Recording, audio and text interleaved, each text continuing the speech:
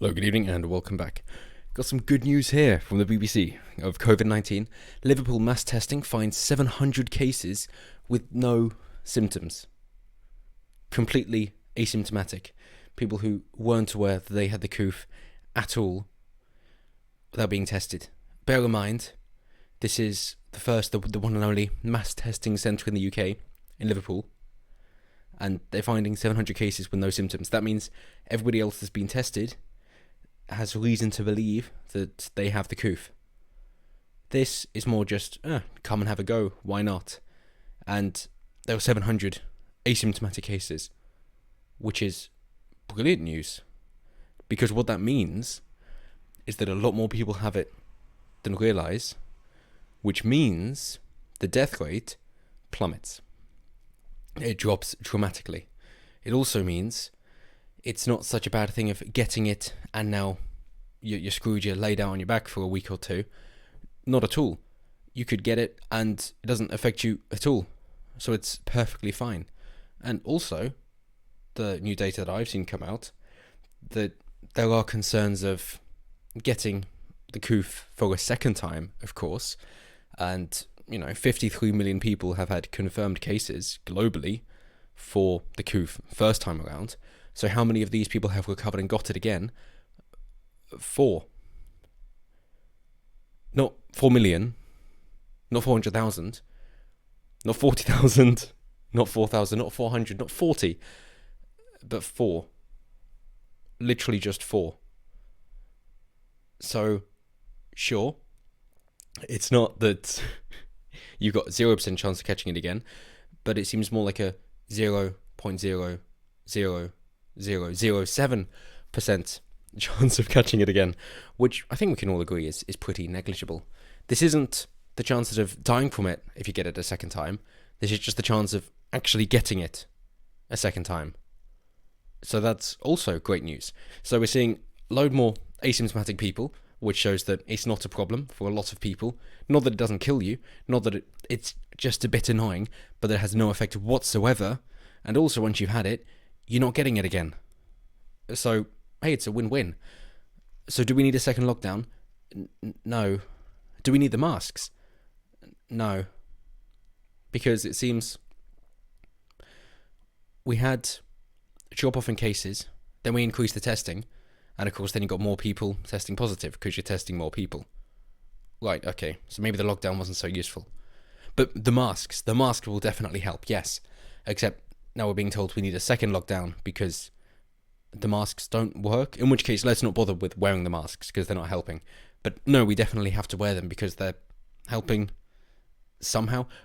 What's supposed to be happening here? There is no internal logic at all. It just falls down. But I couldn't let a BBC article slip by without poking fun at them with some very satirical low blows, which mean absolutely nothing. But hey, I just want to be the first one to get it in with the 2 photos that they use, and I'm just going to deprive them of context because it's a fun game to play, and I feel like joining in. So the first photo we see here is clearly racist because it depicts how this privileged white woman is using a black man as a slave, just serving her, and taking on a lot of risk to himself, and she's not caring about that and just requiring him to do what he's told and be at her beck and call and serve her.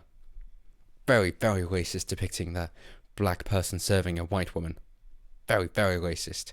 And of course, hey, you know how it's racist to say it's the China virus or the Kung flu? Well, of course then the person that they pick actually having a test is Oriental, most likely Chinese. Well, that's very racist. You can't show it that it's that you're targeting the Chinese people to have tests. This is clearly very racist. And there's a white man looking over, hiding himself, face mask and a visor, not getting near the Chinaman. This is incredibly racist propaganda you're putting out, BBC. Hey, I thought we could all have fun with that. But of course we're seeing false positive, false negatives, with Elon Musk having a couple or even 4 in 24 hours, 2 positive, 2 negative, and then you've got, I'm positive in the right nostril and negative in the left nostril for one woman. So this doesn't seem to be very reliable at all. And it was, same nurse, same machine, same everything, and it was the rapid testing and a different result because it was a different nostril. It's just, perfect. This isn't very reliable. But just to finish off, of course, they've got the army involved, as we all know. And hey, although this doesn't really seem fitting for the army to be doing, if it's because of a warfare sent out by China, then it makes sense to get the army involved to fight against China because it's biological warfare. So maybe that's what they're pushing for. That makes sense. But hey, I'm glad that the army is helping people instead of murdering them. But to be honest, it's just trying to get people used to seeing the army in the streets. Let's be real. And then finally, with regards to the Christmas holidays coming up, and of course university students suffering, well, as Dr. Hopkins said, that they're looking to replicate this across the country. They're also running evaluations in schools and universities and are planning to test university students prior to going home at Christmas. Fantastic. So, it's the end of term. You can go home and know that you haven't got the virus. It's like, they're asymptomatic and some are false positives. And regardless of that, if you test positive, you have to self-isolate for 14 days. As in, you're going to have to stay in your room in university over Christmas because you're not allowed to go home because you can't mix households. Oh. Well, that doesn't seem like a very smart move. No. They're saying 2 weeks before the end of term, we're going to test people. So, okay, cool, because then if they're positive, they'll self-isolate for 14 days, at which point at the end of the term, they haven't got in contact with anybody else, and therefore they can go home. Perfect, yep. What if they test negative and then over the next 2 weeks get the virus, and then they go home? Doesn't that make it a bit pointless then? So, yes, okay, so you need to do it before and after, so then you really want to hope that you've got it the first time around and not the second time around, so that you don't have to worry about getting it the second time around.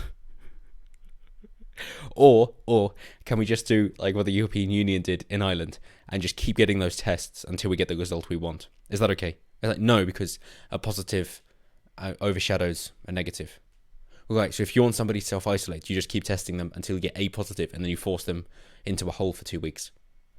Right. I see no way in which any of this can be abused at all. Clearly. But I thought you'd appreciate the positive news.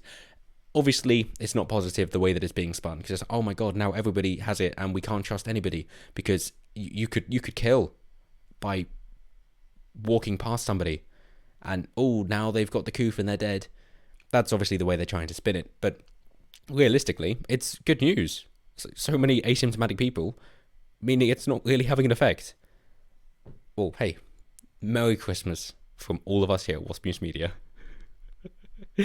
But as always, let me know what you guys think down below. What is the entire point of testing university students before they go home for Christmas? Why are the army there? Is it just to give them something to do, like how they help out with floods instead, and it's perfectly innocent? And is it good news that more people are asymptomatic? Always intrigued to you guys have to say. Be some spicy comments this time. And as always, like, comment, share, subscribe, all the good stuff really does help the channel out. And until next time, have a good one.